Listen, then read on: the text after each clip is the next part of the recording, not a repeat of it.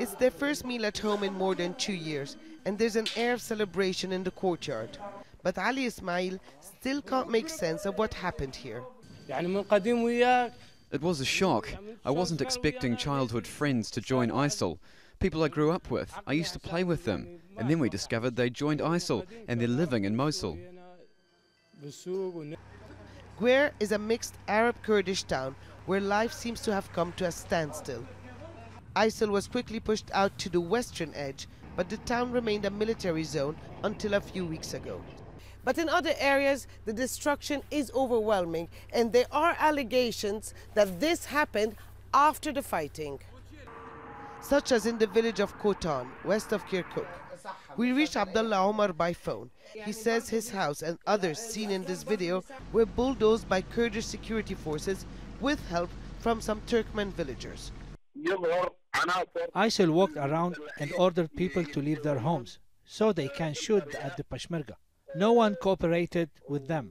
They want to chase the Arabs from this area. The allegations are denied by the PESHMERGA commander here. He says many of the houses were booby-trapped. He shows us security camera footage of ISIL fighters in the village. ISIL carried out a huge attack on nearby Kirkuk on the same day. The commander says villagers denied ISIL fighters were there when his forces arrived. They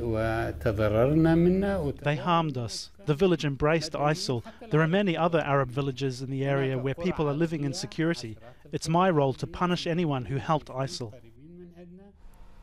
Punishing ISIL members and their families is something many would like to see. FADEL is a Sunni Arab. He grew up among Kurdish neighbors and says that there were many mixed marriages in his town. As a policeman, he was an ISIL target.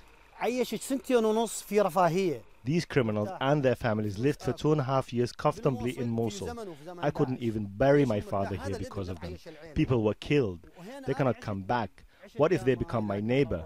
I wouldn't accept it. The tribes won't either. Life is slowly returning to recaptured towns and villages, but now there is deep suspicion and resentment among people who were once neighbors. It's the legacy left behind by ISIL. Many say it will take a generation, if not two, to forget and maybe forgive. But Abdel-Hamid, Al Jazeera in northern Iraq.